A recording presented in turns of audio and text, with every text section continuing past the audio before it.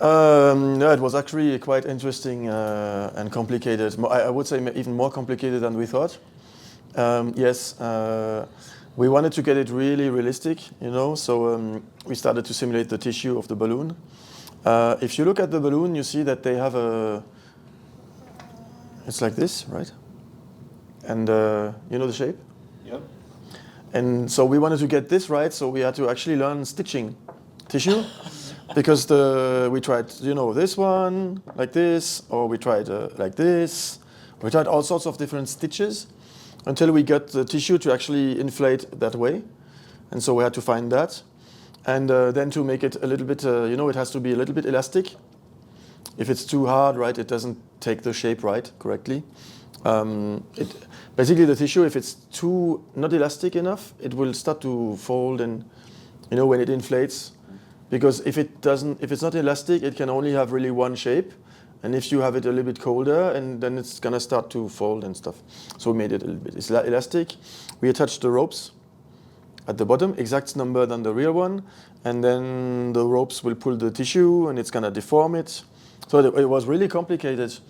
Also to simulate the hot air which wants to go up and push so we really have a volume of air in the balloon.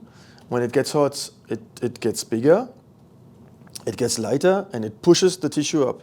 There's nothing fake. It's really air pushing the tissue on the top, which pulls the tissue of the bottom, which pulls the ropes, which pulls the basket, and which pulls the balloon. Yeah. Can you control the balloon's direction by going up and down? Do the winds Yes. change between altitudes? So on the balloon, so there's two balloons, right? There's the fly-do, which has an engine, so there you do everything. On the normal balloon, you go up and down, and yes, if the wind goes this way or this way in the world, you can go up and down to catch the winds. You can even in the weather menu, you can do wind if you want to do it yourself. You can do wind by altitude, so you can you could pretty much have a wind which goes this way and then one this way, and so you could go everywhere if you want. So yeah, you have total control, but in live weather, it depends on the winds, right? If you only have wind this way, you can only go this way. So, but yeah, wind intensity in the sim is pretty realistic. So if you go up, you will get more. If you want to slow down, you just go down.